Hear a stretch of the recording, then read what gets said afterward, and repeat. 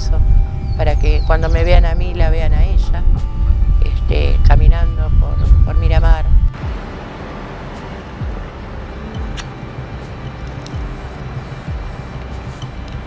La lucha es el único camino. Y yo seguiré luchando hasta el fin de mis días.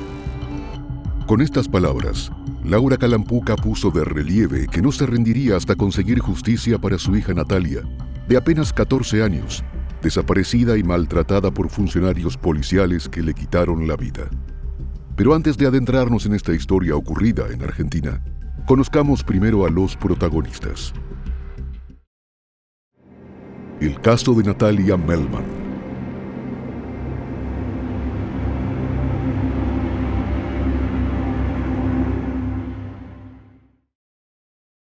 Hola a todos.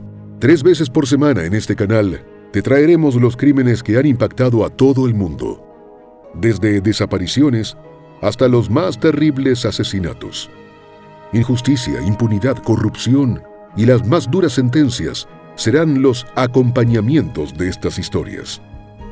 Antes de comenzar con el relato, te pido que te suscribas y actives la campanita con todas las notificaciones.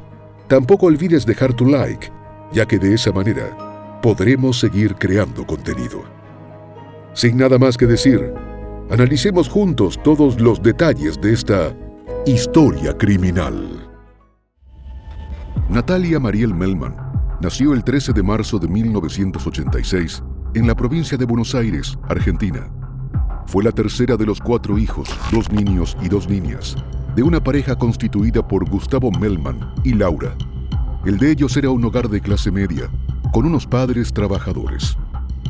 Cuando la pequeña Natalia tenía 6 años, sus padres decidieron mudarse a Miramar, popularmente conocida como la ciudad de los niños. La familia Melman quería un sitio tranquilo que les permitiera estar en contacto con la naturaleza, mantenerse alejados de la contaminación de las grandes ciudades y construir juntos un buen ambiente. Fue así como se instalaron en Miramar el 7 de noviembre de 1992. Miramar es una ciudad ubicada en la costa del Océano Atlántico, en la provincia de Buenos Aires, a unos 450 kilómetros al sur de la capital argentina. Tiene paisajes hermosos y playas encantadoras. Su población aproximada ronda los 35.000 habitantes. La temporada turística de verano es sin duda la época en la que la ciudad recibe el aporte más significativo a su economía. Otras actividades importantes incluyen la agricultura y la agroindustria, la mayoría de ellas concentradas alrededor de un pueblo cercano que se llama Comandante Nicanor Otamendi. Para inicios del año 2001, Natalia cursaba sus estudios en la escuela secundaria número 1 Rodolfo Walsh. Era una alumna sobresaliente, con excelentes notas, pero su dedicación a los estudios no le impedía socializar. Sus compañeros la consideraban muy alegre y extrovertida. Por todo esto, fue elegida como la delegada de su promoción. Como a cualquier otra joven, a Natalia le gustaba divertirse. Con cierta frecuencia acudía a diferentes lugares para bailar. En Argentina esos sitios son populares y se les llama boliches. Es común que los adolescentes acudan a ellos. Siendo una jovencita inteligente, Natalia sabía cuál era el tiempo que podía dedicar a la diversión sin que afectara sus metas. Ella se tomaba muy en serio sus responsabilidades y ya pensaba en su futuro.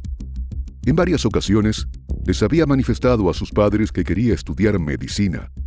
Específicamente le llamaba la atención la obstetricia, ya que soñaba con ayudar a traer bebés al mundo. Según sus allegados, Natalia tenía una madurez mental y un comportamiento que la hacían parecer una chica de más edad. Por eso resultaba muy popular y constantemente se le veía rodeada de amigos.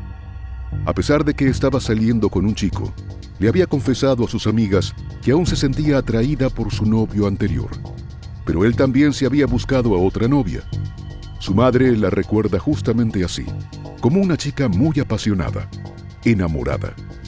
La noche del sábado 3 de febrero de 2001, cuando le faltaba un mes para cumplir los 15 años, Natalia se sentía abrumada y confundida emocionalmente. Cansada de pensar y preocuparse, decidió salir a distraerse y despejar un poco la mente. invitó a 2 de sus amigas y salieron a bailar. Esa noche visitaron varios establecimientos. El primero de ellos fue La Cantina, un bar que estaba ubicado a unos pocos metros del muelle de Miramar. Luego de un rato, decidieron ir a Amadeus, otro local muy concurrido de Miramar, tan solo a unas pocas cuadras del primer bar que visitaron. Ya comenzaba el domingo 4 de febrero, cuando Natalia se topó con su antiguo novio, Juan Maximiliano. Pensó en conversar con él, pues ella en realidad quería reconquistarlo, pero el chico estaba con otra joven llamada Diana, así que decidió irse del bar y regresar a su casa. Ya estaba por amanecer. Natalia había pasado una noche complicada. Por momentos estaba alegre y en otros ratos se sentía triste. De pronto estaba riéndose a carcajadas y pasaba de manera automática el llanto. En medio de ese sube y baja emocional, cuando les dijo a sus amigas que quería irse a casa, ellas lo comprendieron perfectamente. Pensaron que la próxima vez que se reunieran, seguro Natalia estaría mejor. Eran cerca de las 7 de la mañana de aquel domingo 4 de febrero, cuando Natalia se despidió de sus amigas. Había decidido irse a su casa sin sospechar la pesadilla que estaba a punto de vivir. Fuera del local, algunas personas la vieron alejándose.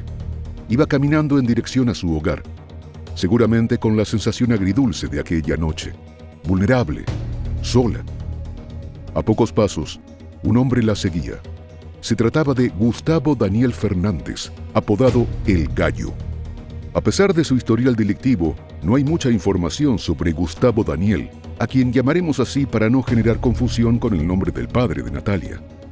Por aquellos años, al inicio de la década del 2000, tenía 30 años y había estado preso. La madrugada del 4 de febrero fue visto en uno de los sitios de esparcimiento donde estaba Natalia con sus amigas y, de hecho, se acercó y habló un rato con ella. Ese acercamiento era parte de un plan maquiavélico que se había puesto en marcha horas antes.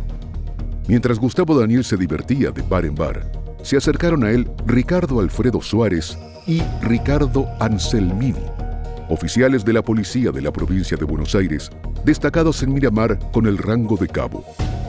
A ese grupo se unió Oscar Alberto Echenique, sargento primero del mismo cuerpo de seguridad. Los 3 estaban de guardia y cumpliendo funciones.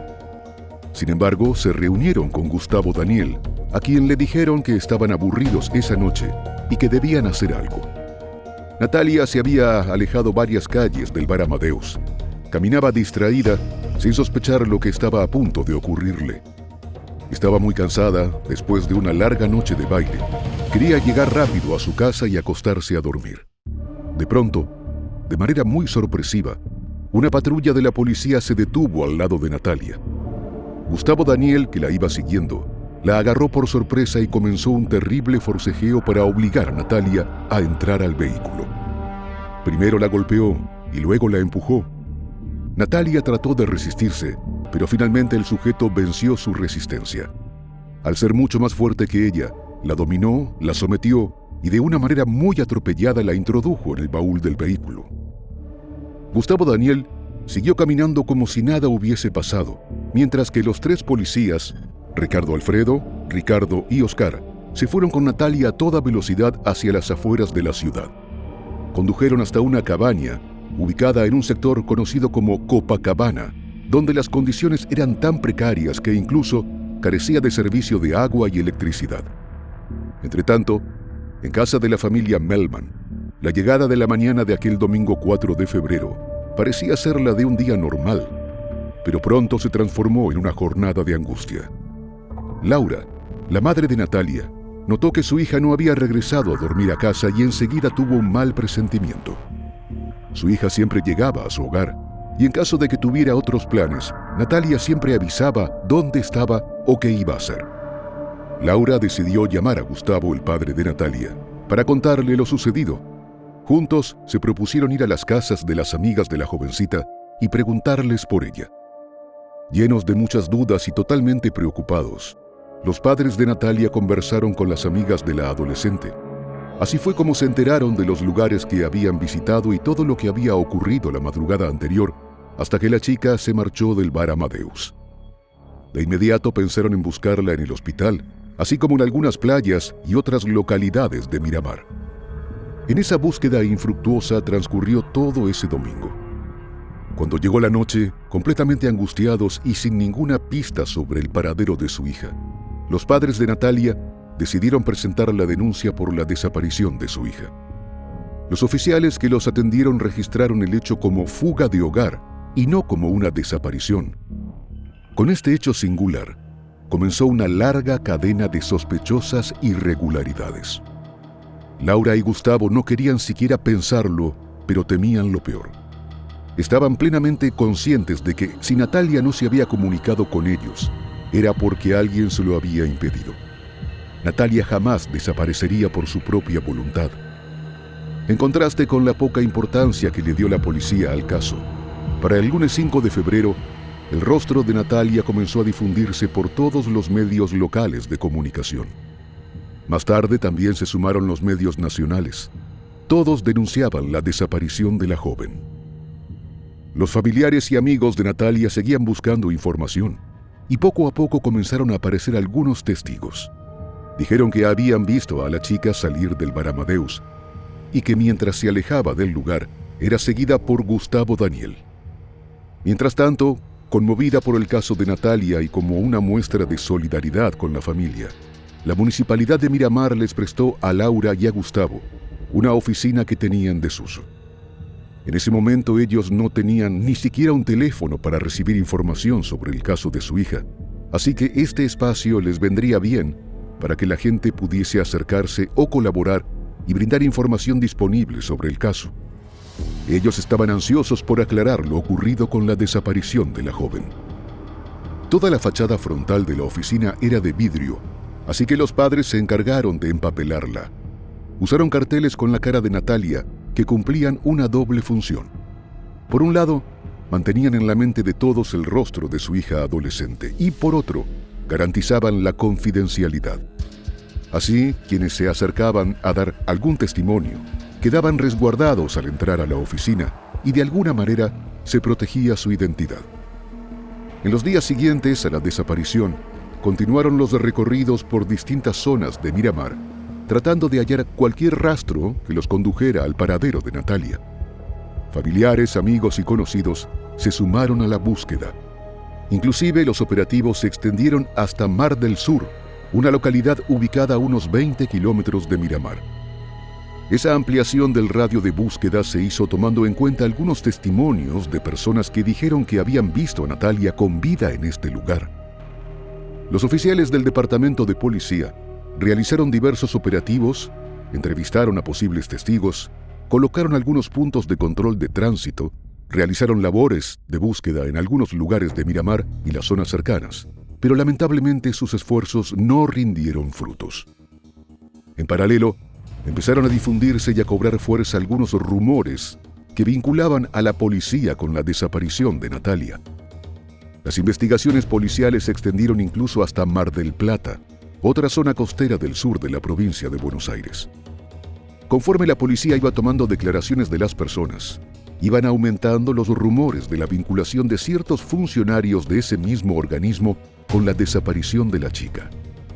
De hecho, ya los señalamientos eran más específicos y las sospechas comenzaron a apuntar a los oficiales que estuvieron de guardia la noche del hecho, especialmente al cabo Ricardo Alfredo y el sargento primero Oscar.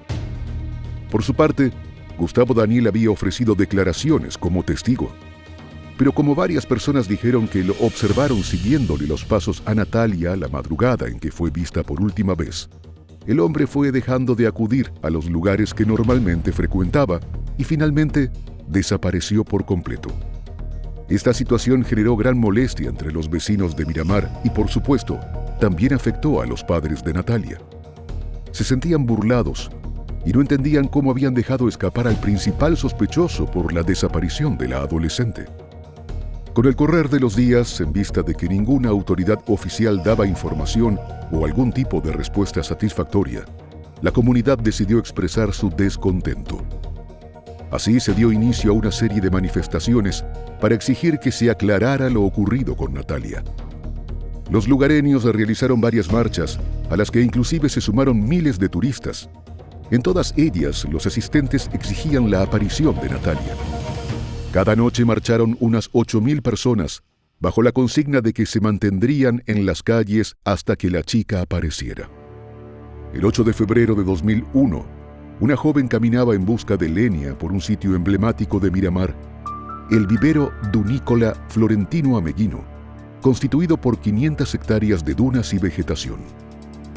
Mientras transitaba por el lugar, la joven encontró el cuerpo sin vida de una chica, a tan solo 800 metros de uno de los sitios donde la policía había estado efectuando labores de rastreo. Los restos de la joven estaban en estado de descomposición y parcialmente cubiertos con ropa. A simple vista se apreciaban signos de maltrato y de forzamiento para tener intimidad. Además, se podía notar que tenía un cordón alrededor del cuello y evidentemente había sido asfixiada. Por sus características, se presumía que se trataba de Natalia, pero eso debió determinarlo la oficina forense local, a donde fue trasladado el cuerpo. Gustavo, el padre de Natalia, había viajado a Necochea en busca de perros rastreadores para incorporarlos a la búsqueda de su hija. Estando en esa localidad y a través de las noticias en televisión, fue como se enteró de la aparición del cuerpo. Según relató posteriormente, en ese instante su corazón casi se detuvo. Sintió el dolor más terrible. No podía creer todo lo que veía en aquel noticiero. Un habitante de la zona, conocido como Bernardo Holguín, relató que él había inspeccionado el área cercana al sitio donde fue hallado el cuerpo. Quiso volver al lugar para hacer otra búsqueda, pero la policía se lo impidió. Bernardo relató que él encabezaba un grupo de jinetes que recorrían a caballo diferentes zonas de la ciudad balnearia, incorporados voluntariamente a la búsqueda de Natalia. Cuando quiso regresar a recorrer el vivero Dunícola Florencio Ameghino, la policía le ordenó que se fuera a otras zonas, a unos 20 kilómetros de allí. Esto le resultó muy extraño en el momento y bastante inapropiado. Su percepción de que algo andaba mal con la policía se incrementó cuando se enteró de que el cuerpo estaba cerca del sitio que los agentes le impidieron volver a recorrer. La aparición del cuerpo de Natalia desató la furia de la población de Miramar, que se intensificó por las sospechas de la participación de la policía. La ira ciudadana se expresó de forma violenta y la comisaría quedó prácticamente destruida.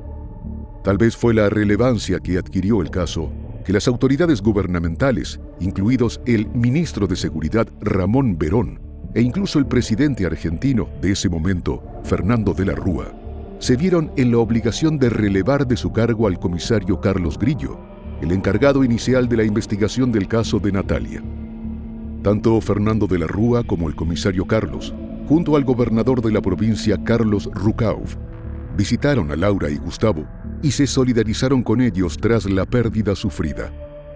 A partir de ese momento comenzaron a trascender detalles de lo ocurrido con Natalia. Por ejemplo, el fiscal Marcos Paguela señaló que el cuerpo se encontraba boca arriba. También dio detalles de lo dicho por el forense, quien comprobó que, en efecto, se trataba de los restos mortales de la chica. Los resultados del análisis forense dieron cuenta del ensañamiento con el cual actuaron los perpetradores. Tenía quemaduras en algunas partes de su cuerpo y fue forzada a tener intimidad con diferentes sujetos. De hecho, los investigadores hallaron material genético de 5 hombres. Finalmente, le quitaron la vida atando el cordón de uno de sus zapatos alrededor de su cuello para asfixiarla. Según confirmaron las autoridades, la jovencita intentó defenderse. La evidencia de esa lucha fueron los rastros de piel encontrados debajo de sus uñas. Así lo informó a los medios de comunicación el fiscal general adjunto de Mar del Plata, Juan Manuel Petillani. Se refirió a los agresores como unos delincuentes sin ningún tipo de sensibilidad humana. Detalló que la jovencita estuvo durante varias horas en poder de sus captores, quienes ignoraron las súplicas de Natalia para que la dejaran ir. De acuerdo con las versiones oficiales, una vez que le quitaron la vida, se presume que mantuvieron el cuerpo de la chica durante 4 días en la misma casa donde ocurrieron los hechos. Varios días después de que comenzó la búsqueda de Natalia, trasladaron el cuerpo al vivero Dunícola Florentino Ameghino, donde fue hallada. Para la población de Miramar, así como para los familiares de Natalia, Las investigaciones daban cuenta de algunas irregularidades cometidas por algunos policías con el objetivo de entorpecer el esclaramiento del caso y distorsionar los hechos ocurridos. Desde el mismo momento de la denuncia comenzó la lista de irregularidades, cuando catalogaron el caso de Natalia como fuga del hogar.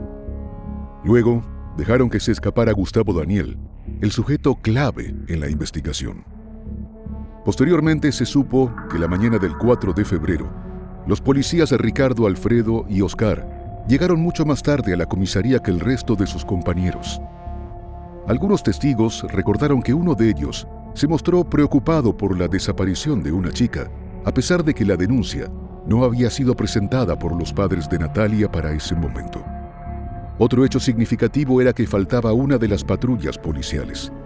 Fue hallada un poco después en un taller, donde la habían pintado totalmente de blanco. Entre la larga lista de hechos irregulares, destacó también que, tras la aparición del cuerpo, fue que se cambió la clasificación del caso de Natalia. Hasta ese momento se mantenía como fuga del hogar. El padre de Natalia recordó el caso de María Soledad Morales, que había ocurrido unos años atrás en Catamarca. El cuerpo de esa chica fue llenado de cocaína. Por ello, Gustavo siempre estuvo alerta y lo más cerca posible de los restos de su hija. Quería evitar que desaparecieran evidencias o que pudieran introducir algún elemento para tratar de desvirtuar el caso. A la lista de actuaciones inapropiadas se sumó el hecho de que a Natalia le cortaron las uñas en el sitio del hallazgo. Asimismo, una prenda con sangre que se encontró en la escena y que fue fijada como evidencia nunca fue incorporada al expediente del caso. También en el sitio del suceso se colectó uno de sus zapatos y el otro se encontró 3 meses después. Según registros policiales, algunas personas habían declarado haber visto a Natalia hablando con 2 camioneros que se hacían pasar por investigadores de narcóticos. Esos testigos describieron a los hombres y uno de ellos se parecía físicamente a Gustavo Daniel. En vista de que el testigo clave del caso seguía desaparecido, el padre de Natalia organizó unos operativos de búsqueda con jinetes a caballo, pero no obtuvo resultado. Como seguía sin dar con el paradero del principal sospechoso, el hombre decidió contactar a la madre del sujeto, a quien le solicitó ayuda. Fue sorprendente ver en un programa televisivo al padre de Natalia, acompañado por la madre de Gustavo Daniel, quien le pidió públicamente a su hijo que se entregara. En declaraciones a la prensa, el hermano del sospechoso afirmó que si llegaba a enterarse del paradero, él mismo lo entregaría. Así se fue estrechando el cerco alrededor del sujeto. Los investigadores al frente del caso de Natalia, gracias a una triangulación telefónica y la intercepción de llamadas, dieron con el paradero de Gustavo Daniel el 16 de febrero y lo detuvieron en un cobertizo en un campo abandonado. En sus declaraciones iniciales afirmó que él era inocente y que había sido detenido por 3 policías junto a Natalia, pero que solo alcanzó a reconocer a 2, Ricardo, Alfredo y Oscar. Aseguró que él solo era una víctima de las manipulaciones de los policías involucrados. Posteriormente, el sujeto admitió que intervino en el hecho, pero que su responsabilidad fue limitada. Explicó que solamente colaboró con el secuestro de Natalia, que la obligó a entrar al vehículo policial, pero que luego Ricardo, Ricardo y Oscar se la llevaron. Aseveró que de allí en adelante él no supo nada más y que tampoco participó en lo que luego le hicieron a Natalia. Fue esta declaración la que justamente les permitió a las autoridades establecer la participación de Ricardo, pues hasta el momento solo habían comprobado la participación de Ricardo, Alfredo y de Oscar. Compararon los genes de Ricardo con los rastros genéticos hallados en el cuerpo de Natalia, tales como vello púbico y saliva, y coincidieron sin ninguna duda. Así se comprobó su participación junto a los otros 3 involucrados. No obstante, en medios policiales y de acuerdo al informe forense, seguía el misterio sobre 2 sujetos más, que también se presumía que formaban parte de la policía bonaerense destacada en Miramar. En vista de que había 3 o más funcionarios policiales involucrados, las manifestaciones de los habitantes de Miramar y de los familiares de Natalia continuaron, esta vez solicitando justicia para que el caso no quedara impune. El proceso para que la justicia avanzara parecía ser lento, pero había progresos significativos.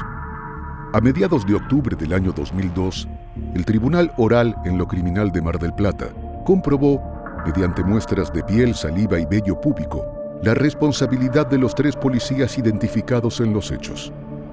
Además, los rastros de tierra que quedaron en una de las zapatillas de Natalia resultaron compatibles con la tierra de la casa ubicada en Copacabana, a lo cual la llevaron a la fuerza tras secuestrarla. Esas evidencias sirvieron como pruebas en el juicio. También se determinó que trasladaron el cuerpo de Natalia en el vehículo de Ricardo hasta el lugar donde lo abandonaron.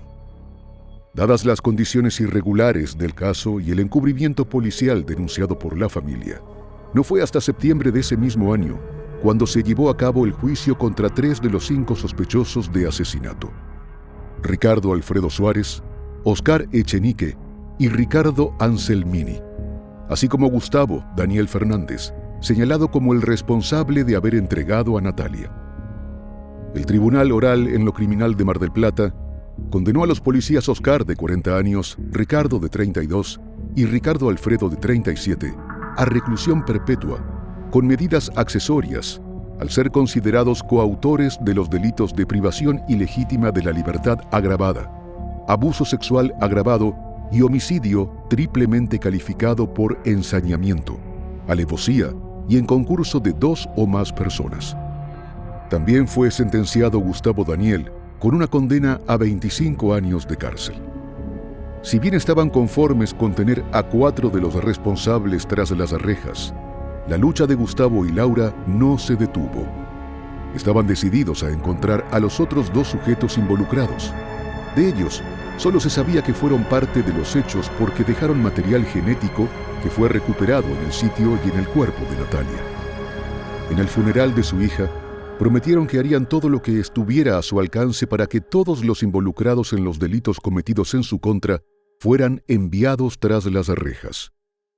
Sin embargo, el destino les tenía preparados nuevos sinsabores a los padres de Natalia, pues apenas 4 años después del juicio, en octubre de 2006, los condenados efectuaron una apelación ante el Tribunal de Cesación y les redujeron las sentencias. También les concedieron beneficios como salidas temporales y oportunidades laborales. Los allegados a Natalia, así como los residentes de Miramar, liderados por Gustavo y Laura, comenzaron a exigir prisión efectiva para los condenados y que les retiraran los beneficios otorgados. Un tribunal de mayor jerarquía dejó sin efecto las salidas de los condenados. La ley número 24.390, conocida como la 2x1, que estaba vigente para cuando ocurrió el secuestro y asesinato de Natalia, luego de una mala aplicación, les redujo aún más las sentencias a los responsables del homicidio de la adolescente. Volvieron a solicitar los beneficios de salidas y, curiosamente, se los aprobaron una vez más. Cada 15 días, 2 sábados al mes y durante 12 horas, Ricardo Alfredo, Ricardo y Oscar podían salir de la prisión y estar en sus casas. En una de esas ocasiones en las que estaba libre, Ricardo se encontró frente a frente con Laura en un supermercado. La mujer no aguantó su indignación y comenzó a gritarle una y otra vez que era un asesino, pero el sujeto solo la veía sonriente. Esta situación dejó en evidencia que la medida otorgada a los ex policías no era controlada por nadie. El permiso era para ir a sus hogares, no para andar libres por la ciudad como quien no tiene cuentas pendientes con la justicia. Estas irregularidades tan evidentes constituían el argumento necesario para que les retiraran el beneficio. Pero como se le hacía difícil confiar en los tribunales locales, en esa ocasión Gustavo, el padre de Natalia, realizó una huelga de hambre en las puertas del Palacio de Justicia en la ciudad de Buenos Aires, la capital argentina. Esa medida de presión dio resultado. En este caso, plagado de irregularidades, Gustavo Daniel logró que le redujeran su pena a 10 años. En 2009 salió en libertad, a pesar de que estaba acusado de otro homicidio en Miramar.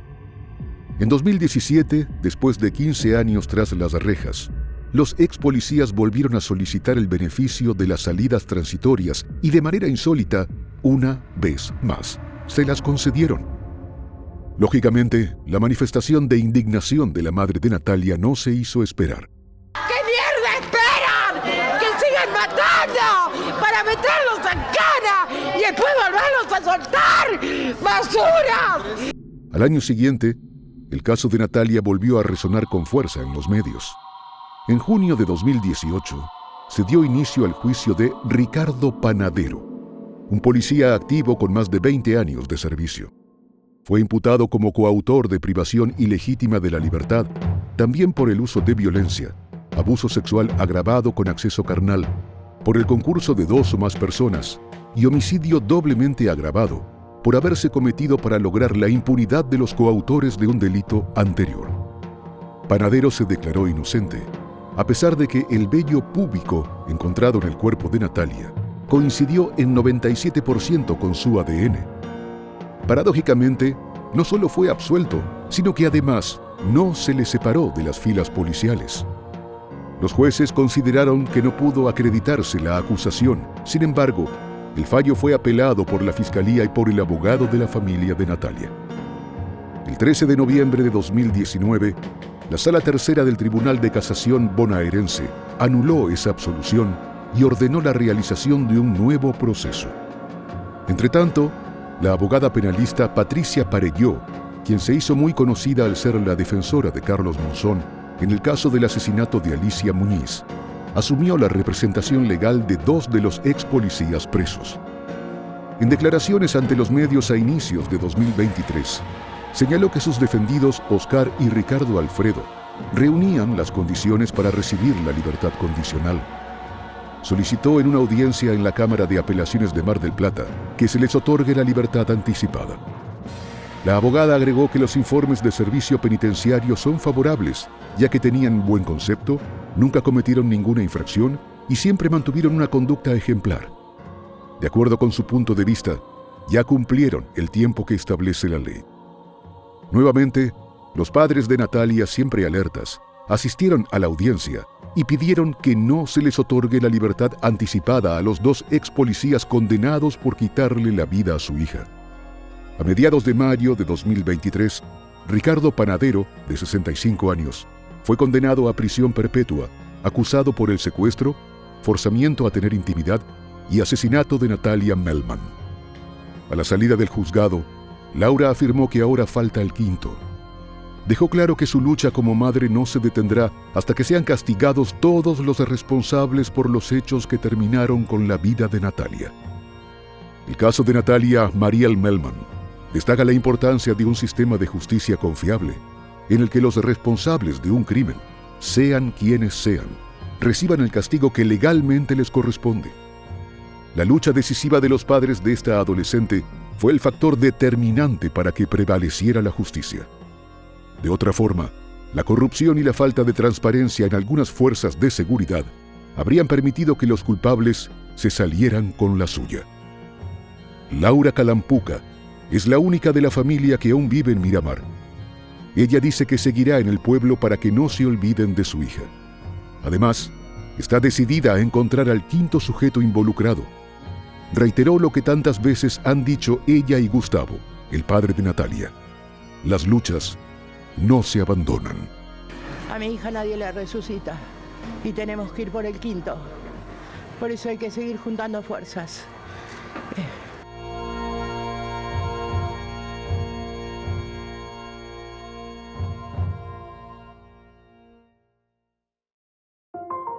Y bueno, querido espectador, aquí termina la historia criminal del día de hoy. Me interesaría mucho saber tu opinión, así que te pido que la dejes en los comentarios del video, siempre con respeto a la víctima y su familia. Podemos debatir, pero siempre con el respeto que todos merecemos. De nuevo, te recuerdo que te suscribas y dejes un like para dejarme saber que mi trabajo es de tu agrado. Buenas noches. Hasta la próxima Historia Criminal.